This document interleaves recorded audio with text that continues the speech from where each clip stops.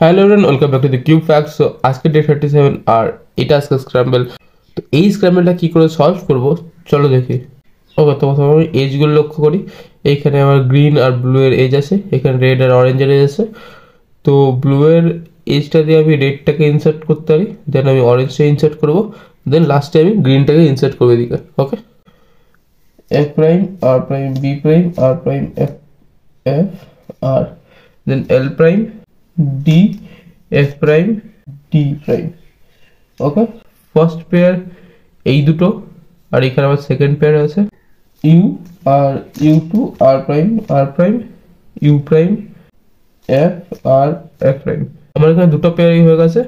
Third pair এইটা, এটা insert করে দেন ফোর্থ পেয়ারের জন্য এখানে একটা স্মল ডি নিলাম, কারণ এখানে আমার অপোজিট কালার আছে। যদি সেম কালার হতো তাহলে আমি সামনে সামনে করতাম, বাট যদি অপোজিট কালার হয় তার জন্য একটা ইউ মুভ নিতে হতো, আর সেটাই আমি করেছি স্মল ডি নিয়ে।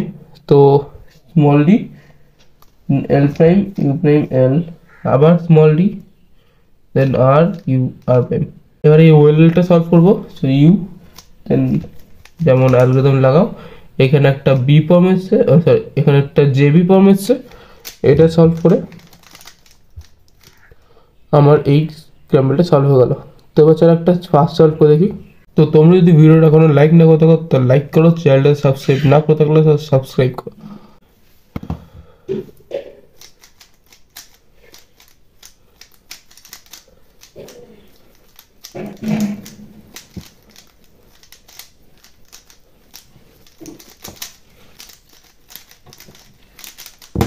তো কত রাউন্ড আমাকে কমেন্ট জানাও। Okay bye.